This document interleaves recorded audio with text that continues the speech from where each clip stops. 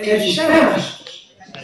Μία μικρή ίωση αθηναϊκή με εμποδίζει να είμαι μαζί σας.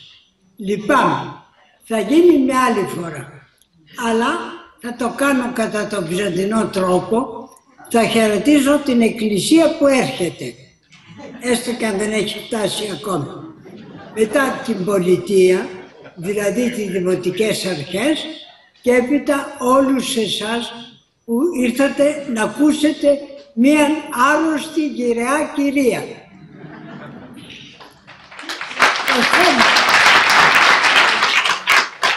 Το θέμα Βυζάντιο, πρώτη ευρωπαϊκή αυτοκρατορία, το σκέφτηκα ύστερα από ένα γεγονός που ξέρετε και ασφαλώς θυμάστε όλοι. Πριν από χρόνια είχε αποφασίσει η Ευρωπαϊκή Κοινότητα, οι Βρυξέλλες, να κάνουν το Μουσείο της Ευρώπης.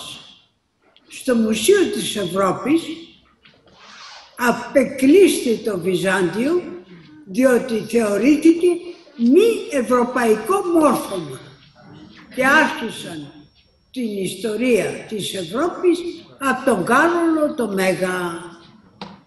Τότε η κυρία Παπαζόη, που ήταν υπουργός πολιτισμού, με παρακάλεσε να κάνω κάτι. Λέω, για να κάνεις κάτι με την Ευρώπη πρέπει να το κάνεις εγγλέζικα.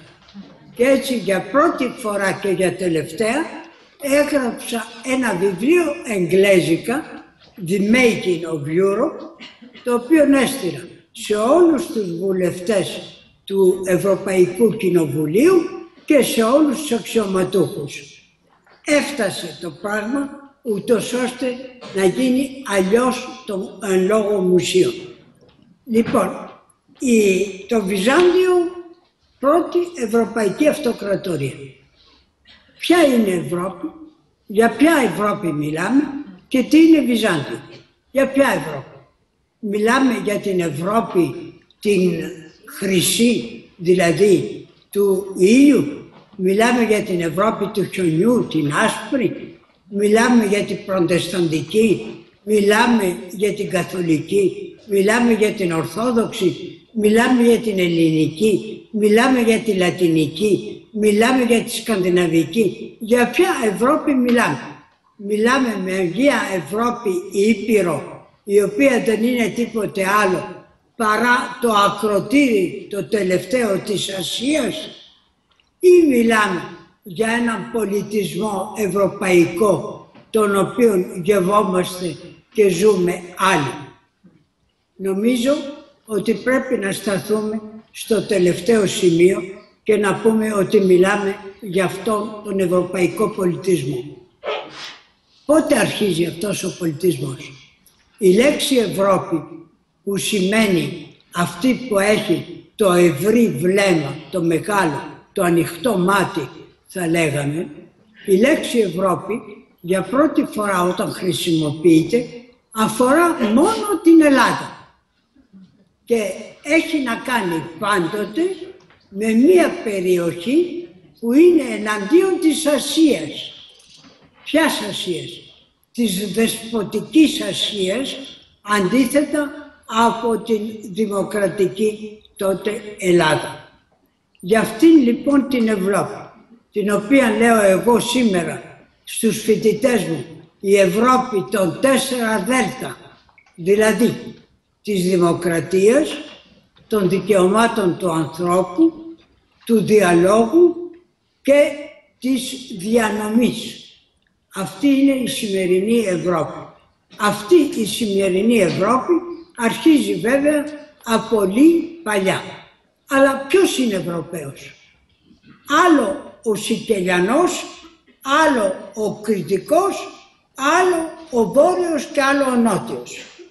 Το 1922, δηλαδή πολύ πριν γίνει η Ένωση και η κοινότητα και όλα αυτά, ο Παύλος Βαλερή, ο συγγραφέας, έγραψε ένα ολόκληρο δοκίμιο με τον τίτλο «Ποιος είναι Ευρωπαίος?» ποιος είναι Ευρωπαίος κατά τον Βαλερή. Θα σας το πω με λίγα λόγια, γιατί η διατριβή είναι μεγάλη, είναι περίπου 100 σελίδες. Ο Βαλερή γράφει, εκεί όπου το όνομα του Πλάτωνα και του Αριστοτέλη, εκεί όπου το όνομα του Κικαίρονα και του Οράτιου, εκεί όπου το όνομα του Μωυσή και του Απόστολου Παύλου έχουν κάποιο βάρος, εκεί είναι Ευρώπη. Όποιος ζει σύμφωνα με τον αρχαιοελληνικό ή τον ελληνικό απλώς ορθολογισμό, όποιος γνώρισε τη ρωμαϊκή νομοθετική εμβέλεια και όποιος ζει με την πνευματικότητα του χριστιανισμού, αυτός είναι Ευρωπαίος. Άρα, Αθήνα, Ρώμη και Ιερουσαλήμ είναι οι τρεις βάσεις της Ευρώπης. Αυτής της Ευρώπης, της οποίας το μέλημα πάντοτε ήταν να σταθεί απέναντι στην δεσποτική Ασία. Κρατήστε τα τρία πράγματα. Ένα, Αθήνα, Ρώμη, Ιερουσαλήμ και εναντίον της Ασίας. Αυτό ήταν πάντοτε, είναι και ίσως θα είναι πάντοτε η Ευρώπη. Αυτά. Να σταματήσω για να χαιρετήσω την Εκκλησία. Καλώς ήρθατε.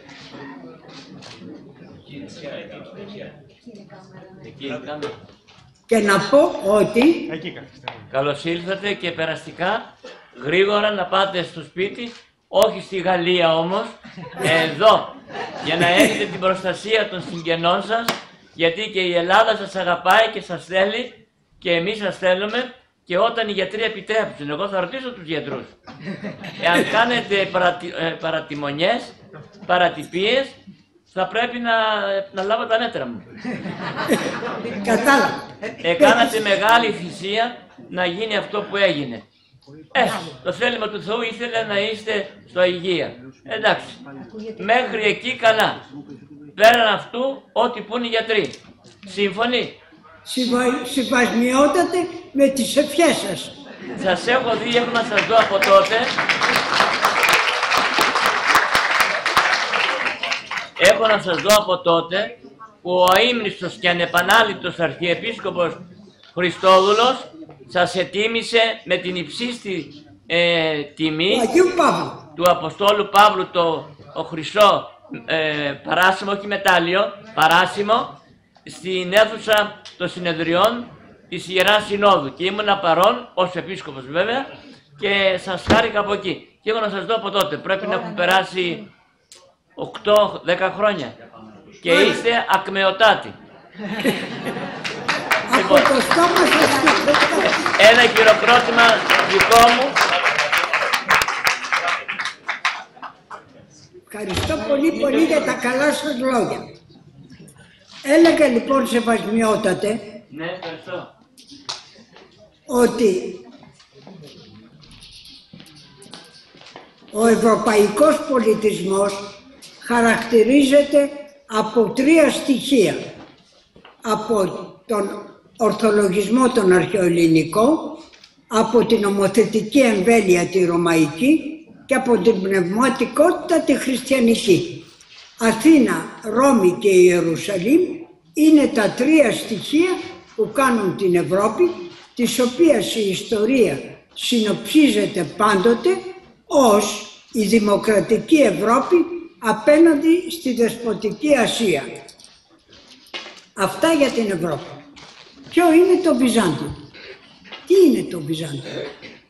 Όταν το 330 στις 11 Μαΐου κάνει ο αυτοκράτορας Κωνσταντίνος, δεν λέω ούτε ο Άγιος Κωνσταντίνος ακόμα, ούτε ο Μέγας Κωνσταντίνος, κάνει τα εγγένεια της πόλης, τότε δημιουργείται ένα καινούριο μόρφωμα πολιτικό, το οποίο είναι η Ανατολική Ρωμαϊκή Αυτοκρατορία.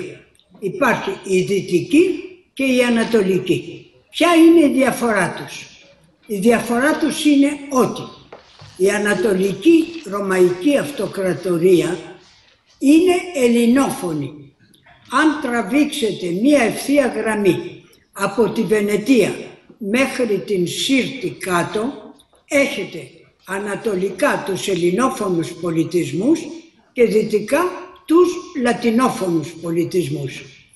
Η Ανατολική λοιπόν Ρωμαϊκή Αυτοκρατορία είναι ελληνόφωνη, αλλά αυτό δεν φτάνει.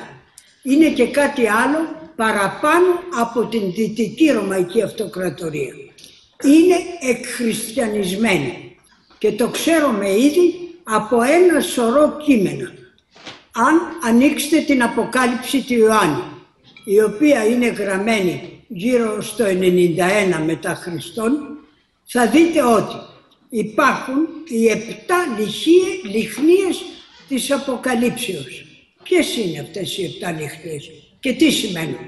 Οι 7 λιχνίες δεν είναι τίποτε άλλο παρά τα μεγάλα χριστιανικά κέντρα της εποχής.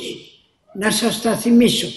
Και οι 7 λιχνίες είναι μικρασιατικές πόλεις. Δηλαδή Σμύρνη, Έφεσος, Σάρδης, Πέργαμος, Λαοδίκια, Θιάτυρα και Φιλαδέλφια. Αυτά και τα 7 κέντρα είναι μικρασιατικά και είναι τα μεγάλα εκκλησιαστικά κέντρα. Σε αυτήν την ανατολική ακριβώς αυτοκρατορία έχουν δημιουργηθεί επίσης και οι 7 έγιναν και οι 6, δεν λέω 7 και οι 7, αλλά σταθώ στις 6, στις 6 Οικουμενικές Συνόδους. Ποιες είναι αυτές οι σύνοδοι? Είναι αυτές οι οποίες επεξεργάστηκαν το τριαδικό δόγμα. Μετά από τον Άριο, μετά από την χριστολογική έρηδα, μετά από όλο το μονοφυτισμό, μονοθελισμό κτλ. Φτάνουμε στην ειρήνη την εκκλησιαστική και στη δημιουργία του δόγματος, όλα καμωμένα από την Ανατολική Ρωμαϊκή Αυτοκρατορία. Αυτή η Ανατολική Ρωμαϊκή Αυτοκρατορία, την οποία σήμερα λέμε Βυζάντιο, δεν ονομάστηκε ποτέ Βυζάντιο. Πάντοτε το όνομά της ήταν Ρώμη, το έδαφος της ήταν Ρωμανία, οι δε αυτοκράτορές της, πιστός εν Χριστώ το Θεό, βασιλεύς και αυτοκράτορ Ρωμαίων, ο τάδε και ο τάδε και ο τάδε. Οπότε η Ανατολική Ρωμαϊκή Αυτοκρατορία, εξελληνισμένη και εκχριστιανισμένη, με την Κωνσταντινούπολη ως πρωτεύουσα, είναι αυτό που λέμε σήμερα Βυζάντιο, και το οποίο στην εποχή του δεν λιγότανε παρά Ρώμη. Βυζαντινοί κατά την εποχή εκείνη δεν ήταν άλλοι από αυτούς που κατοικούσαν την Κωνσταντινούπολη, δηλαδή την πόλη που είχε δημιουργηθεί επάνω στα ερείπια του αρχαίου Βυζαντίου. Αυτό το Βυζάντιο. Πότε όμως το Βυζάντιο είναι οργανωμένο και ως εξελληνισμένο και χριστιανισμένο και με την Κωνσταντινούπολη ως πρωτεύουσα? Η δε Κωνσταντινούπολης έχει ένα πρωτείο απέναντι στη Ρώμη. Η Ρώμη είναι αιωνία πόλης. Πρωτεύουσα κατά τη Ρωμαϊκή εποχή είναι η πόλη όπου υπάρχει ο αυτοκράτορας. Όπου και αν πήγαινε ο αυτοκράτορας, στην Νικομίδια, στην Νίκαια και αλλού και τα λοιπά, στο Μιλάνο, αυτό θεωρούταν πρωτεύουσα της Ρωμαϊκής Αυτοκρατορίας. Η Ρώμη αιωνία πόλης. Ενώ η Κωνσταντινούπολη έγινε αμέσως βασιλεύουσα. Τι θα πει αυτό? Σημαίνει ότι όποιος έχει την Κωνσταντινούπολη έχει και τη βασιλεία. Δηλαδή η Κωνσταντινούπολη ποιεί βασιλείς. Γιατί η Κωνσταντινούπολη και πότε γίνεται και για ποιο λόγο? Και για ποιο λόγο η Ρώμη γίνεται Βυζάντιο? Βρισκόμαστε στον 4ο αιώνα μετά Χριστόν. Δύο μεγάλοι κίνδυνοι απειλούν τη Ρωμαϊκή Αυτοκρατορία τότε. Ένα, οι Πέρσες, οι οποίοι έχουν αναστήσει το βασίλειό τους ως Σασανίδες στην Ανατολή, και οι Βάρβαροι, Γότοι, Βυσιγότοι, Βανδύλοι και άλλοι, οι οποίοι κατεβαίνουν από το βορρά εναντίον του Λίμες, δηλαδή των συνόρων της Ρωμαϊκής Αυτοκρατορίας. Για να απαντήσει σε αυτά στους δύο κινδύνους, ο Κωνσταντίνος, ο Αυτοκράτορας, ζητά να κτίσει ένα κέντρο στρατιωτικό από το οποίο θα μπορούσε να μετακινήσει στρατούς και αξιωματούχους εναντίον των εχθρών του. Σκέφτηκε να χτίσει το κέντρο αυτό πρώτα στο Ήλιον, στην Τρία. Γιατί η Τρία ήταν ακριβώς το σύμβολο των δύο μεγάλων λαών της Ρωμαϊκής Αυτοκρατορίας, των Λατίνων και των Ελλήνων. Των Ελλήνων ξέρουμε γιατί. Εκνίκησαν οι Έλληνες τους Τρώες, οπότε όλος ο τροϊκός μύθος και όλος οι Αχιλλείς, οι ωραίες Ελένες, οι Μενέλαοι, οι Αγαμένους και τα λοιπά ήταν υπέρ των Ελλήνων. Οι Λατίνοι γιατί ο Ενίας, φεύγοντας από την Τρία όταν την κατέλαβαν οι Αχαιοί, φτάνει μετά από την Καρχιδόνα στη Ρώμη, η οποία Ρώμη δεν υπάρχει ακόμη, αλλά γίνεται οικιστής της Ρώμης. Οπότε Έλληνες και Λατίνοι στην Τρία βρίσκανε μία καταγωγή μύθων θριαμβικών. Οι ναύαρχοι όμως του Μεγάλου Κωνσταντίνου του είπανε ότι το λιμάνι της Τρίας δεν ενδείκνυται για την διαγωγή, για την συγκέντρωση στόλου, και άρα και στρατευμάτων. Άρα πρέπει να ψάξει αλλού. Διατείνομαι, χωρίς να έχω αποδείξεις, ότι οι ναύαρχοι του Μεγάλου Αλεξάνδρου ήταν ήδη χριστιανοί και δεν θέλανε η καινούργια πόλη να δημιουργηθεί επάνω σε ειδωλολατρικό, αν θέλετε, κτίσμα. Άσχετα από αυτό, ο Κωνσταντίνος τότε σκέφτεται να χτίσει την πόλη του στη Θεσσαλονίκη. Η Θεσσαλονίκη, η οποία έχει και ανάκτορο, έχει και ωραίες τις αψίδες, είναι η πόλη του Ηλυρικού, δηλαδή όλων των Βαλκανίων. Η Αθήνα είναι ένα τίποτα.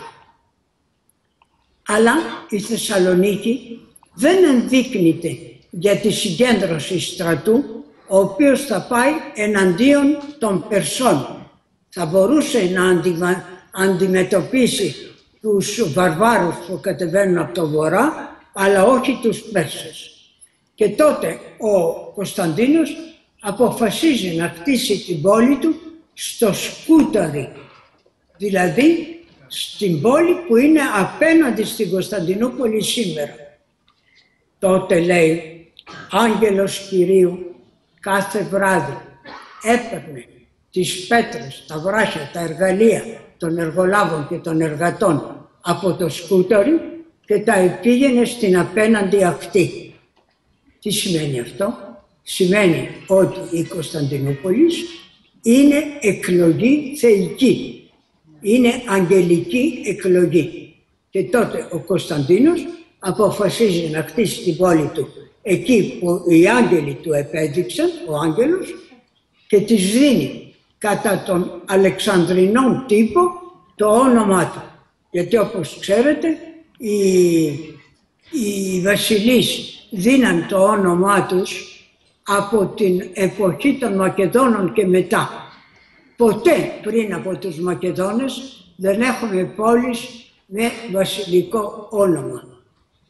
Οι Φίλιπποι, οι Αλεξάνδριες, όλα είναι της εποχής των Μακεδόνων. Κατά το μακεδονικό τρόπο λοιπόν, ο Κωνσταντίνος δίνει το όνομά του στην πόλη, Κωνσταντινούπολης λοιπόν, η ωραία, η μεγάλη, η νεωτέρα. Πολύ γρήγορα η Κωνσταντινούπολης, βασιλεύουσα που κάνει βασιλιάδες, ονομάστηκε Νέα Ρώμη. Ποτέ Δευτέρα. Το Δευτέρα το λέμε εμείς οι Βυζαντινολόγοι. Νέα Ρώμη. Ονομάστηκε Νέα Σιών ως χριστιανική και Νέα Ιερουσαλήμ. Ποτέ δεν ονομάστηκε Νέα Αθήνη. Γιατί? Γιατί δεν μπορούσε ποτέ να δεχτεί ότι έχει κάποια σχέση με τον ειδωλολατρικό κόσμο της Αθήνας. Άλλωστε, είναι η εποχή των χαιρετισμών. Όσοι θα πάτε στους επόμενους χαιρετισμούς, θα ακούσετε το περίφημο «Χαίρε ή των Αθηναίων τα σπλοκάζ διασπόσα». Έχουμε ακριβώς όλη την απέχθεια, αν θέλετε, του χριστιανικού κόσμου εναντίον της ειδωλολατρίας, της αρχαίας ειδωλολατρίας.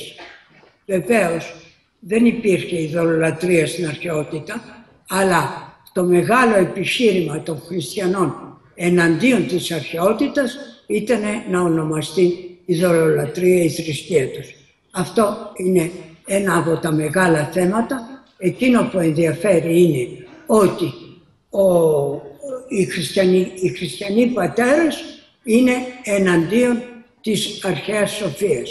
Να θυμίσω αυτό που γράφει ο Ιωάννης ο Χρυσόστομος, που του Αριστοτέλη ο τύφος, που του Πλάτωνος ο τύφος και τα λοιπά, που είναι η περηφάνεια του Πλάτωνα, που είναι, όλα αυτά έχουν χαθεί μπροστά στην Παναγιά, η οποία ξέρει ακριβώς να διασπά τα σπλοκάς των αρχαίων Αθηναίων. Η Κωνσταντινούπολη λοιπόν, Ρώμη, Σιών, Ιερουσαλήμ, είμαστε ακριβώς σε μια χριστιανική πόλη. Άλλωστε, ο Κωνσταντίνος, ο οποίος ηρίστο εν παρόδο, δεν έχει ακόμη βαπτιστεί, και θα μου επιτρέψετε σεβασμιότατα να πω, δεν έχει βέβαια σημασία αν ποτέ βαπτίστηκε. Δεν έχει σημασία. Το θέμα είναι ότι χάρη στον Κωνσταντίνο ακριβώς από το 312-13 έχουμε την είσοδο του χριστιανισμού στη Ρώμη, χάρη στον Κωνσταντίνο έχουμε την πρώτη Οικουμενική Σύνοδο το 325 στη Νίκαια με τους 318 θεοφόρους πατέρες, οι οποίοι επεξεργάζονται το πιστεύω και στην οποία σύνοδο ο Κωνσταντίνος προεδρεύει όχι ως αυτοκράτη, αλλά ως επίσκοπος των έξω, δηλαδή ως επίσκοπος αυτών που δεν είναι ακόμη χριστιανοί. Γιατί είναι ο εγγυητής, αν θέλετε, της ομόνοιας και της ειρήνης του κράτους. Η Κωνσταντινούπολη λοιπόν γίνεται η χριστιανική πρωτεύουσα, η χριστιανική πόλη, την οποία ο Κωνσταντίνος αφιερώνει στο Χριστό. «Συ Χριστέ την πόλην ταύτην ανατίθινη» και όχι στην Παναγιά. Κατά πότε και γιατί πέρασε η Κωνσταντινούπολη από την προστασία του Χριστού στην προστασία της Παναγιάς, αυτό ούτε οι Βυζαντινολόγοι δεν το ξέρουν. Ένα όμως ξέρουμε, ότι η Παναγία η οδηγήτρια, έχοντας δηλαδή το Χριστό στην αγκαλιά της, είναι ακριβώς ο προστάτης του θεοστηρίκτου στρατεύματος του της Βυζαντινής Αυτοκρατορίας. Άλλωστε, χάρη στην Παναγιά, όπως ξέρετε, έγινε ο ύμνος ο ακάθιστος. Ίσως από το Σέργιο, το πράγμα συζητείται ακόμη αυτή τη στιγμή, όταν το 626 Άβαρες και Σλάβοι και Πέρσες είχαν πολιορκήσει ακριβώς την Κωνσταντινούπολη. και όπως ο αυτοκράτορας δεν ήταν στην πόλη, άφησε στη θέση του τον Σέργιο και τότε ο Σέργιος, κάνοντας τη λειτουργία στην Αγία Σοφιά, όχι του Ιουστινιανού, αλλά του Κωνσταντίνου, γιατί υπάρχει άλλη Αγία Σοφιά, τότε ακριβώς δημιουργεί και τον ακάθιστο ύμνο, όπως τον ξέρουμε σήμερα, ένας από τους ωραιότερους ύμνους ακριβώς, όχι μόνο εκκλησιαστικός. Οπότε η πόλη περνάει στην προστασία της Παναγίας και αυτή η Κωνσταντινούπολη, η οποία είναι τώρα προστατευμένη από την Παναγία, πράγματι καταφέρνει η πόλη χάρη σε αυτή την προστασία να διώξει όλους τους εισβολείς, Άραβες, Πέρσες, Άβαρες, με συγχωρείτε,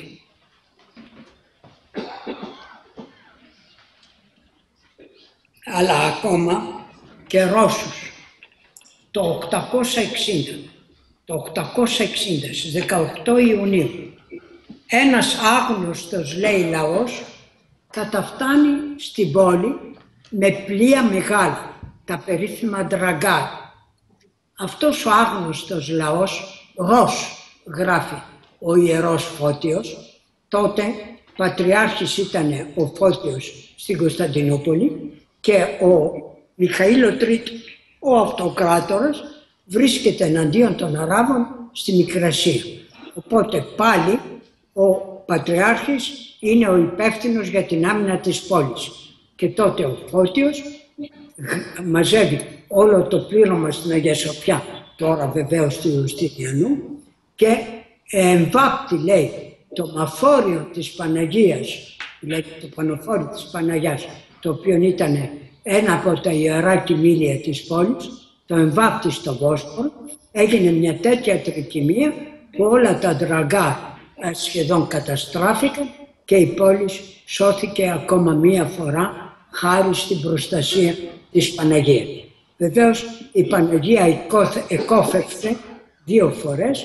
Την πρώτη φορά το 1204, όταν την πήρανε οι Σταυροφόροι, και βεβαίως τη φορά που την πήρανε οι Οθωμανοί. Οπότε, Κωνσταντινούπολη,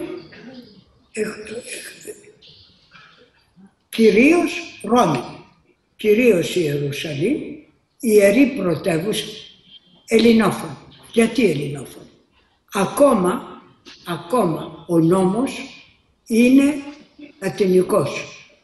Ο Ιουστινιανός κώδικας είναι λατινικός. Ο Θεοδοσιανός, ο Ιουστινιανός κτλ. Ο Ιουστινιανός γράφει ελληνικά μόνο τους καινούριους νόμους της εποχής, τους οποίους ονομάζει νεαρά, νεαρέ του Ιουστινιανού. Νεαρά από πού και ως πού? Ο νόμος είναι αρσενικό. Έπρεπε να είναι νεαρή νόμο. Γιατί νεαρά? Γιατί ακόμα στο κεφάλι του Ιουστινιανού υπάρχει η λέξη λέγης, δηλαδή η λατινική λέξη, η οποία είναι γένους θηλυκού. Και σκέφτεται λέγες νεαρέ και όχι νεαρή νόμο. Είναι η εποχή ακόμα όπου ως και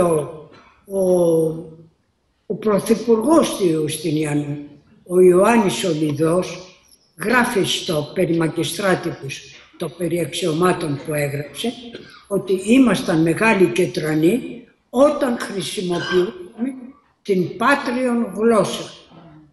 Εγώ όταν βρήκα αυτό το κείμενο, νόμιζα ότι το είχε γραμμένο λατινικά. Όταν λέει πάτριος γλώσσα ο Λιδός, μιλάει ακριβώς για τα λατινικά. Αλλά είναι γραμμένο ελληνικά.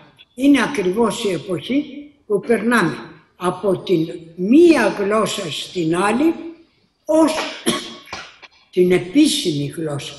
Γιατί όπως σας είπα πριν, ο κόσμος είναι ελληνόφωνος. η Εκκλησία είναι ελληνόφωνη, οι πατέρες οι Άγιοι είναι ελληνόφωνοι, είναι Έλληνες, μόνο η επίσημη διοίκηση είναι λατινική. Έπρεπε να περιμένουμε τα χρόνια του Ηρακλείου, δηλαδή το πρώτο τέταρτο του 7ου αιώνα, για να γίνει η ελληνική γλώσσα η επίσημη γλώσσα του κράτους.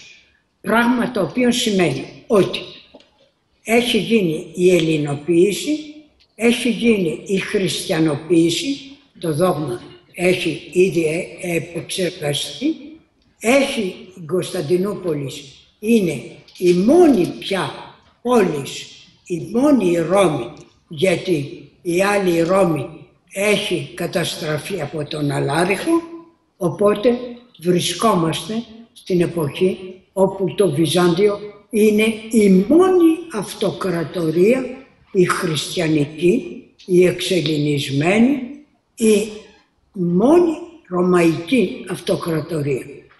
Το 800, όταν ο Πάπας στέφει ως αυτοκράτορα τον Κάρολο το Μέγα, δημιουργείται το πρώτο σχίσμα μεταξύ της χριστιανοσύνης. Γιατί η θεωρία θέλει, και αυτή ήταν ήδη μια θεωρία από την εποχή του Ευσεβίου, δηλαδή την εποχή της Καισαρίας, την εποχή του Μεγάλου Κωνσταντίνου, η οποία λέει ότι ένας Κύριος εις τον ουρανό, ένας αυτοκράτορ στη γη, ο αντιπρόσωπός του, ο χριστιανός αυτοκράτορ. Οπότε δεν μπορούσαν να υπάρχουν δύο αυτοκράτορες χριστιανοί. Ο μόνος χριστιανός αυτοκράτορας ήταν αυτός της Κωνσταντινούπολης. Όταν λοιπόν ο Πάπας τα Χριστούγεννα το 800 στέφει τον Καρλομάγνο αυτοκράτορα, δημιουργείται το πρώτο σχίσμα. Τι σκεφτήκανε? Σκεφτήκανε τότε αυτοκράτορ και όχι αυτοκρατόρισα, ήταν η Ειρήνη η Αθηναία στην Κωνσταντινούπολη. Σκεφτήκανε λοιπόν να παντρέψουν τον Καρλομάγνο, τον Κάρολο το Μέγα με την Ειρήνη, ούτως ώστε να έχουμε μία ενωμένη πάλι χριστιανοσύνη με αυτό το αυτοκρατορικό ζεύγος. Ο γάμος δεν ευωδόθηκε και όχι μόνο αυτό, αλλά η Ειρήνη έστειλε και το στόλο της εναντίον της Ιταλίας για να επιβάλλει την τάξη και να υποχρεώσει τον Κάρολο να αφήσει τον τίτλο του αυτοκράτορα. Πράγματι, ο Βυζαντινός στόλος φτάνει στην Ιταλία, τα καταφέρνει και ο Καρλομάγνος αφήνει τον τίτλο του Ιμπεράτορ και γίνεται γκουβέρνας υπέριου, δηλαδή αυτός ο οποίος κυβερνά την αυτοκρατορία, αλλά την κυβερνά ως αντιπρόσωπος της ειρήνης. Έχουμε δηλαδή ακόμη και εκείνη την εποχή μία και μόνη μεγάλη αυτοκρατορία, αυτή της πόλης. Βεβαίως, από αυτή τη στιγμή και έπειτα, όταν δημιουργείται και η αυτοκρατορία, η ρωμαϊκή, η δυτική ρωμαϊκή αυτοκρατορία τώρα, κυρίως στο Νίγκελχάιμ, δηλαδή δεν είμαστε ακόμα στη Ρώμη, δημιουργούνται και οι μεγάλες, αν θέλετε, διαφορές. Και η μεγάλη διαφορά είναι ποιος θα εκχριστιανίσει τον υπόλοιπο ευρωπαϊκό κόσμο. Για πρώτη φορά τότε, γύρω στο 840 τόσο, η Κωνσταντινούπολη καταφέρνει να εκχριστιανίσει τους Βουλγάρους. Και ο τσάρος των Βουλγάρων, ο Μπόρις, βαφτίζεται από τον αυτοκράτορα του Βυζαντίου, τον Μιχαήλ τον Τρίτο, τον οποίο πολύ κακώς ονομάζουν Μέθησο, ήταν ένας από τους πιο μεγάλους αυτοκράτορες. Αλλά όπως τον σκότωσε ο Βασίλειος, ο λεγόμενος Μακεδόν μετά, και όπως όλα τα κείμενα μιλάνε για τη Μακεδονική δυναστεία, έχουμε περάσει τον Μιχαήλ σαν να ήταν ο μέθιστος και ο τελευταίος αυτοκράτορας. Ο Μιχαήλ λοιπόν καταφέρνει να εκχριστιανίσει τους Βουλγάρους και μάλιστα καταφέρνει και κάτι ακόμα καλύτερο. Όταν το 860 οι Ρώσοι φτάνουν, όπως σας είπα, στην πόλη και φεύγουν κακήν κακώς, μετά ζητούν από την πόλη να τους στείλει, λέει, ιερωμένους, ούτως ώστε να δεχτούν τη θρησκεία της πόλης. Και πράγματι φεύγουν ιερωμένοι από την πόλη για το Κίεβο και για την Ρωσία, η οποία είναι μία πόλη, μικρή πόλη στην λίμνη, στην θάλασσα του Αζόφ. Φεύγουν και για πρώτη φορά γίνεται ο πρώτος χριστιανισμός των Ρώσων. Τότε ο Πατριάρχης, ο Φώτιος, στέλνει εγκύκλιο σε όλους τους πατριάρχες των Ανατολικών Εκκλησιών, πλην του Πάπα, στους οποίους λέει «Το άγνωστον και άγριον γένος των Ρώσ, από εχθρός που ήταν, εγένετο πρόξενος ημίν και φίλος». Οπότε έχουμε τον πρώτο χριστιανισμό των Ρώσων. Όσο για τους Βουλγάρους λέει, αποποιήθηκαν την ειδωλολατρία, την ελληνική ειδωλολατρία, διότι το όνομα Έλλην στο Βυζάντιο σημαίνει ειδωλολάτρης και τίποτε άλλο. Δεν είναι εθνικό. Έπρεπε να περιμένουμε αιώνες και αιώνες μετά για να ξαναγίνει το όνομα Έλλην εθνικό. Εκείνη την εποχή είναι ακόμα ένα όνομα το οποίο σημαίνει ειδωλολάτρης. Λοιπόν, ο Φώτιος γράφει ότι οι Βούλγαροι απεποιήθηκαν την ελληνική ειδωλολατρία και οι Ρώσοι από εχθροί και άγριον γένος εγένοντο φίλοι και πρόξενοι ημών.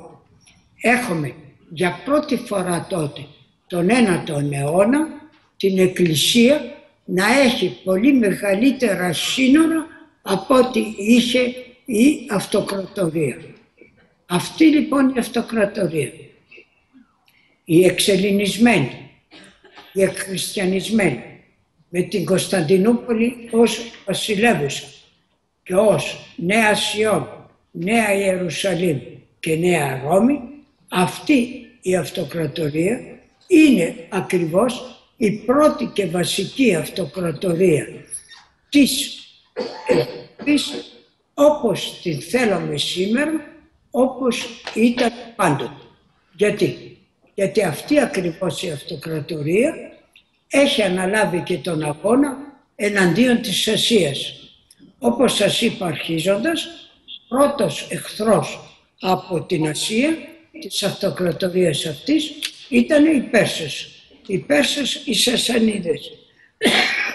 Μετά αρχίζει αμέσως ο αγώνας εναντίον των Αράβων, των Σαρακινών. Ο αγώνας ο οποίος κρατάει αιώνες μέχρι τον 11ο αιώνα σχεδόν, για να φτάσουμε μετά ακριβώς στο 1071 να φτάσουμε στον πρώτο πόλεμο εναντίον των Τούρκων, αλλά αυτή τη στιγμή των Τούρκων Σελτζουκίδων, αυτοί που έρχονται δηλαδή από την Ασία. Οι Σελτζούκοι Τούρκοι όχι μόνο καταφέρνουν το 1071 στην περίφημη μάχη του Μαντζικέρτ να εχμαλωτήσουν τον αυτοκράτορα, τον Βυζαντινό, τον Ρωμανό τέταρτο τον Διογέννη, αλλά καταφέρνουν να φτάσουν μέχρι το Αιγαίο, όπου ο Τζαχάς στη Σμύρνη δημιουργεί ένα είδος μικρό εμιράτο και εκεί με τη βοήθεια πάντοτε των Ελλήνων ναυτικών καταφέρνει να κάνει ένα σωρό κούρσα εναντίον των νήσων και έχει φτάσει ως και στην Πάτμο ακόμα.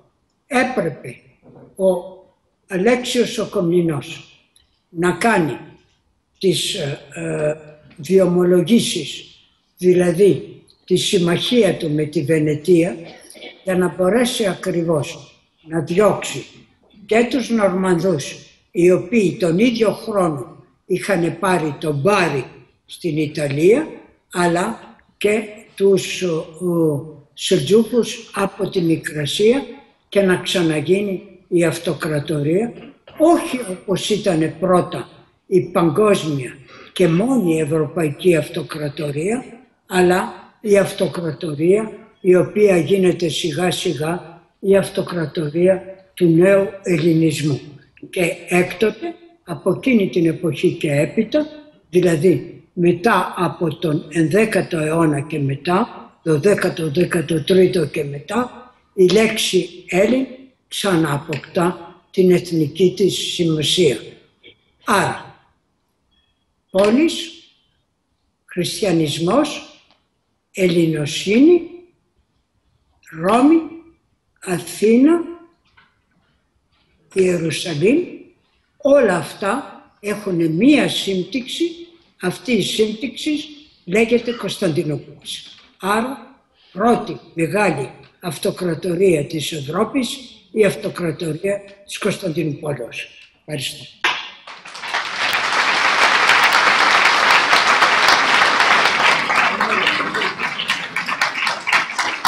Έχουμε ερωτήσει.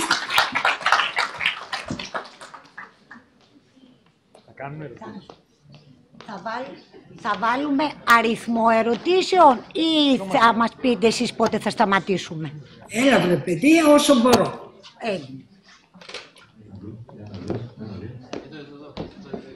Λοιπόν, καθίστε, όποιος θέλει να μιλήσει, να καθίσετε εδώ και να έχει τον μικρόφωνο. όποιος θέλει να θέσει ερώτηση, θα έρχεται εδώ. Κυρία Παρβραγάνη, αν τα έχω πει τόσο καλά και κανένας δεν θέλει να ρωτήσει, δεν πειράζει.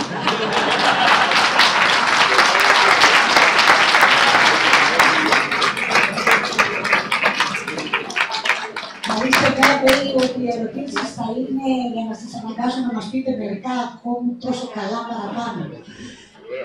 Είναι κανείς που θέλει να κάνει ερώτηση? Ο κύριος Ασκούνας. Ελάτε. Κάτσε, φέρουμε το. Καθίστε εδώ μπροστά στη κάμερα. Ευχαριστώ, είναι μεγάλη τιμή να απευθύνομαι σε εσάς. Είμαι ένας ταπεινός δάσκαλος κι εγώ. Συνάδελφε. Βεβαίως. Ήθελα να ρωτήσω το εξής. Πού αποδίδετε εσείς ότι ακόμα και πολλοί Έλληνες θεωρούν την εποχή του Βυζαντίου, την ταυτίζουν, της δίνουν δηλαδή ένα χαρακτήρα μεσαίωνα με την κακή έννοια. Πού μπορεί να οφείλεται αυτό? Σας ευχαριστώ πάρα πολύ. Ευχαριστούμε για την επικοινωνία και την διάθεση. Ως και οι Έλληνες. Το μόνο κράτος το οποίο δεν γνώρισε ποτέ μεσαίωνα είναι το Βυζάντιο. Γιατί ο μεσαίωνας είναι ένα εμπόριο όχι νομισματικό. Αρχηγοί οι οποίοι είναι κατά το σαλικό δίκαιο, δηλαδή κατά το βαρβαρικό δίκαιο, όπου μόνο οι πρωτότοποι γη μπορεί να γίνουν βασιλείς. Στο Βυζάντιο δεν υπάρχει δυναστεία. Ο αυτοκράτορας δίνει το δακτυλίδι του, αν μπορούμε να το πούμε έτσι, σε όποιον θέλει. Και γι' αυτό το δίνει καμιά φορά και ζώντας ο ίδιος, και έτσι έχουμε μεγάλος αυτοκράτορ και μικρός αυτοκράτορ. Και βεβαίως το δίνουν στα παιδιά τους. Γι' αυτό δημιουργούνται σιγά σιγά δυναστείες, αλλά δεν υπάρχει δυναστικό δίκαιο. Και έπειτα το Βυζάντιο έχει νόμισμα, το οποίο είναι νόμισμα με τη ρήτρα χρυσού. Αυτά τα πράγματα είναι τελείως άγνωστα στο Μεσαίωνα. Ο Μεσαίωνας αρχίζει για την Ανατολική Αυτοκρατορία μετά από την κατάκτηση την Οθωμανική. Πριν δεν έχουμε μεσαίωνα καθόλου ελληνικών. Τώρα, γιατί τα λέμε εμείς έτσι? Γιατί ως και με τον Καστοριάδη σκοτώθηκα μια μέρα, γιατί ο Καστοριάδης ήξερε τέλεια την αρχαία ιστορία και ήξερε τέλεια Αριστοτέλη όλα. Αλλά Βυζάντιο τίποτα. Λοιπόν, μόλις συγκρίνουμε το Βυζάντιο με την αρχαιότητα, άρα ούτε ορθολογισμός θεοκρατικών των Βυζάντιων, δεν ξέρω τι, σκοτιδαστικών και όλα αυτά, και ξεχνάνε ένα πράγμα, ότι μόνο στο Βυζάντιο υπάρχει κάτι, ότι απαγορεύεται το διαβασάνων εξετάζεστε. Δηλαδή, δεν έχεις το δικαίωμα να πάρεις ανάκριση να κάνεις από κάποιον, κάνοντάς του μαρτύρια. Στο Βυζάντιο, για πρώτη φορά, δημιουργήθηκε ακριβώς και η δυνατότητα της ελευθερίας των δούλων. Ήδη στον 12ο αιώνα, ο Μητροπολίτης Θεσσαλονίκης, ο Ευστάθιος, γράφει στον Κομνηνό τον Μανουήλ, αυτοκράτορα, όταν ο Χριστός μας έχει κάνει όλους αδέλφια και μας ανεβάζει εις τον θρόνο της ιότητος, δηλαδή σαν να ήμασταν όλοι παιδιά του, πώς είναι δυνατόν εμείς να έχουμε σκλάβους? Και έτσι για πρώτη φορά τον 12ο αιώνα στο Βυζάντιο καταργείται η ένομος δουλεία, όταν ακόμα η Δύση βρισκόταν σε κατάσταση την οποία ξέρουμε. Οπότε, μην ξέροντας Βυζάντιο, όταν το συγκρίνουμε είτε με την αρχαιότητα, τον ορθολογισμό, είτε με την αναγέννηση μετά, λέμε ότι όλα αυτά είναι σκοταδισμός και τα λοιπά, και εκεί απαντώ πολύ απλά, καλά θα κάνετε να διαβάσετε τα βυζαντινά κείμενα πριν μιλήσετε για Βυζάντια. Αυτά όμως είναι ψηλά γράμματα. Τώρα βέβαια πρέπει να σας πω και κάτι άλλο. Ότι οι ίδιοι Βυζαντινοί, ξέροντας ότι όπως και να είναι δεν μπορούσαν πια να αντισταθούν και στον διμέτωπο πόλεμο εναντίον και της Δύσης και των Τούρκων από την άλλη μεριά, όταν το 1300 οι Τούρκοι φτάνουν μέχρι τη Σμύρνη και βάλε, το 1318 πέφτει η Σμύρνη, μέχρι τέλος πάντων στις αρχές του 14ου αιώνα έχει χαθεί όλη η Μικρασία. Τότε οι Βυζαντινοί ονομάζουν τους Τουρκομάνους, δηλαδή Γιαξίδες, Αηδίνογλου, Γκερνιάν, Καραμανλίδες, Οθωμανίους κτλ. Τους ονομάζουν Πέρσες και Αχεμενίδες. Όχι γιατί νομίζανε ότι έχουν κάποια σχέση με τους Πέρσες και τους Αχεμενίδες, αλλά γιατί ελπίζανε ότι όπως οι αρχαίοι Έλληνες διώξανε τους Πέρσες, έτσι θα τα καταφέρνανε και αυτοί. Βεβαίως δεν καταφέρνανε τίποτε, και όταν φτάναμε γύρω στο 1353, δεν είναι παρά χάρη στους Μογγόλους που καταφέρνουν οι Βυζαντινοί και ζουν 50 χρόνια παραπάνω, όταν δηλαδή ο Ταμερλάνος κατάφερε να πιάσει εχμάλωτο τον Βαγιαζίτ και έτσι περίμεναν λίγο ώσπου να κάνουν την επιδρομή της εναντίον της πόλης. Όταν φτάνουμε εκεί βρισκόμαστε και στο μεγάλο διχασμό. Αλλά εκεί δεν θέλω να ενοχλήσω ούτε να σκανδαλίσω το μακαριότατο. Πρέπει να πω όμως ότι εκείνη την εποχή ο διχασμός στην πόλη είναι τέτοιος μεταξύ ενωτικών και ανθενωτικών, που πραγματικά, όπως γράφει ο Παλαμάς, πόρνη η πόλης και περίμενε το μακελάρι και περίμενε τον Τούρκο να την πάρει.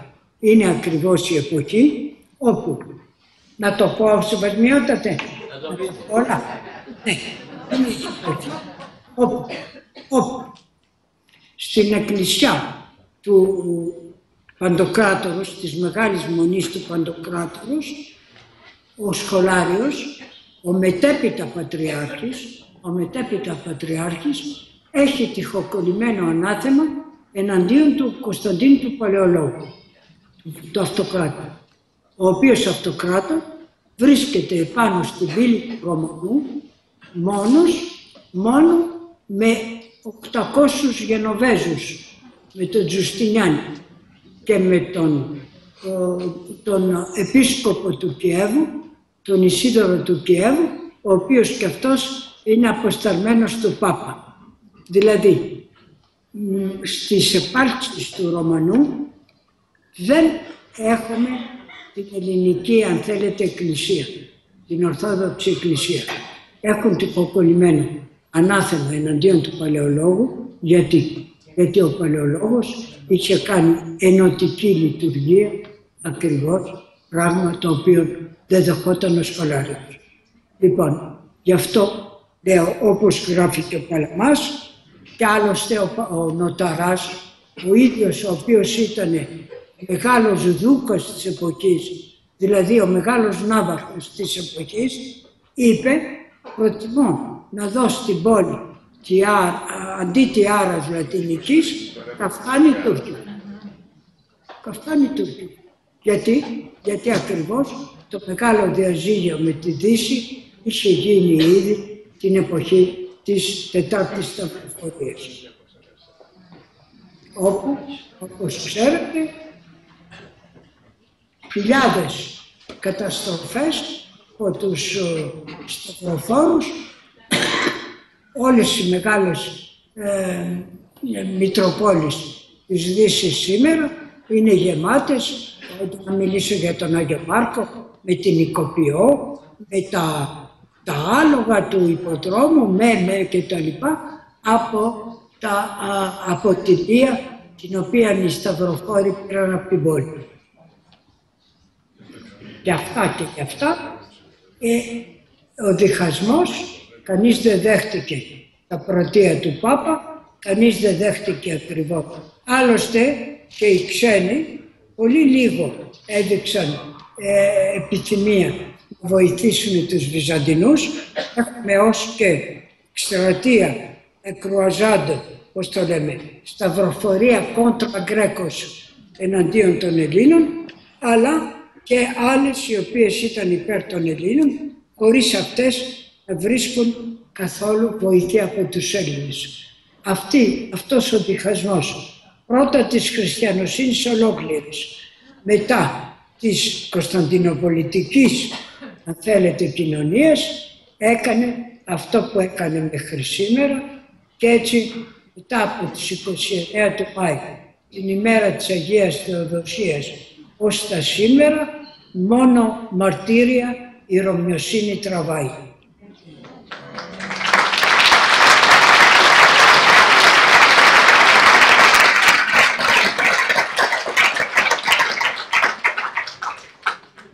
Να συνεχίσουμε με άλλη μια ερώτηση. Ο κύριος Θεόφιλος Πουλιανός. Ευχαριστώ πάρα πολύ. Ιδιαιτέρως αν με τιμήσετε με την απάντησή σας. Ευχαριστώ. Είπατε προηγουμένως, μάλλον επανέρχομαι στο θέμα του Μεσαίωνα του Βυζαντινού. Ήθελα να σας ρωτήσω, το Βυζάντιο γνώρισε αναγέννηση και τελικά, ας το πούμε, ο πνευματισμός, ναι, ημιτελής ίσως, οι παλαιολόγοι, ναι. Μία με το Φώτη. Μην ξεχνάτε ότι στο Βυζάντιο έχουμε το πρώτο πανεπιστήμιο, το 425. 425. Επί Μικρού Θεοδοσίου έχουμε το πρώτο πανεπιστήμιο. Μετά, επί εποχής, να πιω λίγο νερό.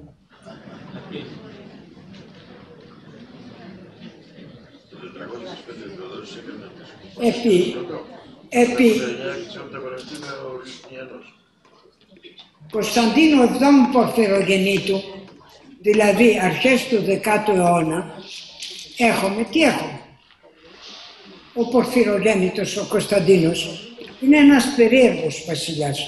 Αυτός παίζει πιάνο, παίζει όργανο, ζωγραφίζει, δεν πάει ποτέ εκστρατεία, αλλά γράφει λόγους υπέρ των στρατιωτών κτλ. Έχω δημοσιεύσει κι εγώ τέτοιους λόγους του Κωνσταντίνου. Λοιπόν, αυτός αποφασίζει να κάνει εγκυκλοπαίδεια. Η πρώτη εγκυκλοπαίδεια του κόσμου είναι βυζαντινή. Δηλαδή, μαζεύει από όλες τις μονές τα χειρόγραφά τους και μαζεύει και το φοιτηταριό του. Λοιπόν, η εγκυκλοπαίδεια όμως του Κωνσταντίνου, του Πορφυρογέννητου, δεν είναι όπως οι δικές μας, δηλαδή ΑΒΓ, αλλά έχει 55 τίτλους περί κυνηγίων, περί πρέσβεων, περί συμμαχιών, δηλαδή πράγματα που αφορούσαν τη διοίκηση. Άλλωστε, ο Πορφυρογέννητος, όπως ξέρετε, έχει γράψει το περί Βασιλείου Τάξεως, έχει γράψει τα προς τον ίδιον ιών Ρωμανών, δηλαδή όλα και το περί θεμάτων. Όλα αυτά είναι έργα του Πορφυρογεννήτου. Λοιπόν, μαζεύονται οι φοιτητές και διαβάζουν τα έγγραφα σύμφωνα με τους 55 τίτλους που έχουν. Και τι κάνουν? Σαλιδίζουν. Και έτσι έχουμε εμείς ένα σωρό έγγραφα τώρα, φραγμέντα ιστορικόρουμ, ποετικάρουμ κτλ. Γιατί αυτοί κόβανε και ράβανε. Αυτό δεν θα το γράψω, το λέω μονάχα, γιατί αλλιώς είναι κρίμα. Και έτσι χάσαμε πολλά κείμενα από την αρχαία γραμματεία, κάνοντας ακριβώς την πρώτη εγκυκλοπαίδεια. Λοιπόν, πρώτη αναγέννηση. Δεύτερη αναγέννηση, επί Μονομάχου, δηλαδή 1040 τόσο, έχουμε το Μεγάλο Πανεπιστήμιο με τον Ψελό ως κοσμήτωρα της φιλοσοφικής και τον Ξυφιλίνο ως κοσμήτωρα της νομικής. Λοιπόν, εκεί ακριβώς έχουμε και τις μεγάλες εκκλησίες, όπως ξέρετε, τεράστια πράγματα. Προχωράμε. Οι Κομνηνοί το ίδιο. Μετά οι Παλαιολόγοι ακόμα περισσότερο. Μόνο αναγέννηση ξέρει το Βυζάντιο. Δεν ξέρει τίποτα άλλο. Κάθε φορά καινούργια πράγματα, καινούργια και μεγαλύτερα. Ποιος κόβει την αναγέννηση? Αυτοί που αρχίζουν το Μεσαίωνα. Και αυτοί που αρχίζουν το Μεσαίωνα δεν είναι οι Βυζαντινοί. Ίσως να θέσω λίγο διαφορετικά την ερώτησή μου. Υπάρχει διαφορά πνευματικότητος μεταξύ Βυζαντινών και Δυτικών? Δηλαδή, οι πνευματικές διεργασίες οι οποίες έγιναν από τον 11ο-12ο αιώνα και μετά στην Ιταλία κυρίως, έγινε κάτι παράλληλο και αντίστοιχο στο Βυζάντιο? Δηλαδή, ο νατουραλισμός και όλα αυτά, και εμείς μείναμε στο αφηρημένο. Ακούστε. Αν δεν είχε πέσει η πόλης και δεν είχαν φύγει από την πόλη όλοι οι ελληνόφωνοι, Βυσσαρίωνας σκότεψε να γίνει Πάπας ο Βυσσαρίωνας, Γαζίδες, Τραπεζούντι κτλ. Και αν την ίδια εποχή, λίγο αργότερα, δεν είχε βρεθεί η τυπογραφία, η αναγέννηση θα ήταν στο Βυζάντιο. Γιατί, τι έκανε την αναγέννηση στη Δύση? Όταν βεβαίως φτάσαν οι δικοί μας, Ντονατέλο, Φραντζέλικο, όλοι αυτοί, Τσιμαμπούε, όλοι ήταν ήδη μεγάλοι καλλιτέχνες. Αλλά σε εμάς είχαμε όλη τη χριστιανική εικονογραφία, η οποία ήταν μια από τις μεγαλύτερες σχολές, είτε στην Καστοριά, είτε στο Μιστρά, για να πω μόνο τα παλαιολόγια. Είτε αν θέλετε στην πρώην Ιουγκοσλαβία, είτε στην Κρατσανίτσα, στην Πρίστινα και αλλού, έχουμε πράγματα τα οποία είναι πρώτης γραμμής. Και σας παρακαλώ να πάτε να δείτε στα Γιάννενα, να δείτε ακριβώς τη Μονή του Φιλανθρωπινού, για να καταλάβετε τι μεγάλη τέχνη υπάρχει, αυτό που λέμε εμείς, την εποχή τη Βυζαντινή ή τη μεταβυζαντινή, και ενώ οι άλλοι ακόμη είναι με τσιμαμπούες, σας λέω, με φραντζέλικο, αλλά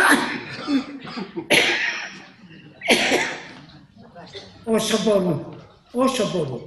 Λοιπόν, αν τα πάρουμε τα πράγματα διαφορετικά, η μόνη διαφορά είναι ότι από την Δύση κοιτάνε τα λατινικά κείμενα και έχουμε πολύ λίγους στην Ανατολή που μιλάνε λατινικά.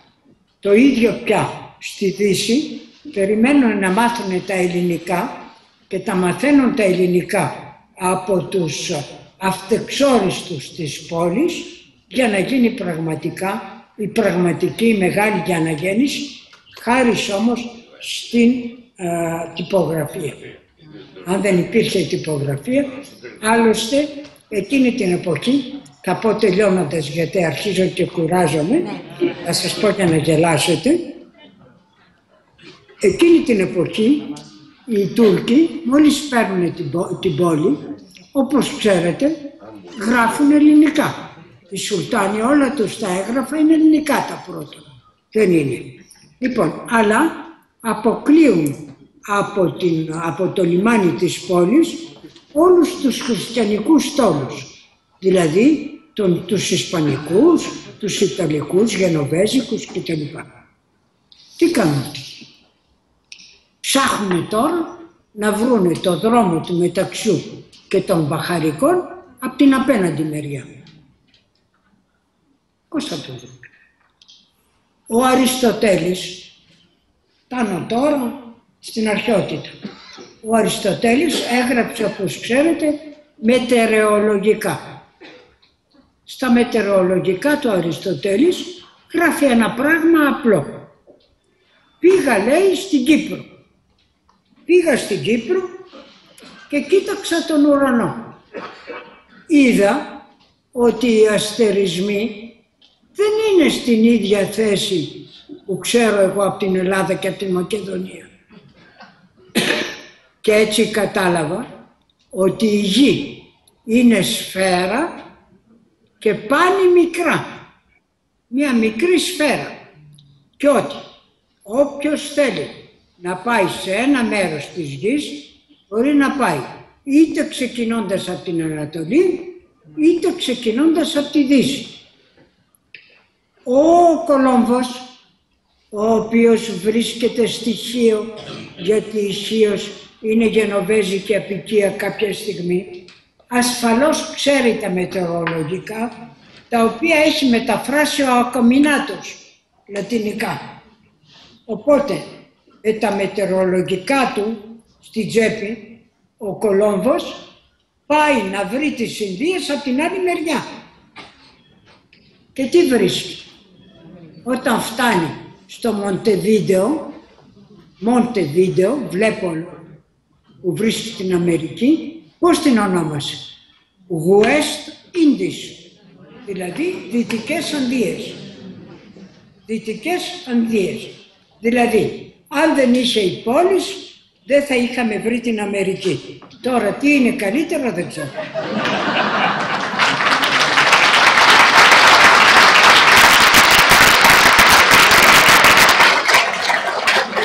Θέλετε να τελειώσει. Θέλετε να τελειώσουμε μάλλον. Κουραστήκατε. Τι λέτε? Να τελειώσουμε. Λοιπόν, τελειώνουμε λοιπόν. Σας στέλνουμε τις ευχαριστίες μας. Τις ευχές μας για περαστικά. Και λέω σε όλους ότι σήμερα είδαμε στην πράξη τι σημαίνει αυτό που λέει πάντα. Να μάθουμε να ζούμε όρθιοι και όρθιοι, για να μην ζούμε γονατιστοί.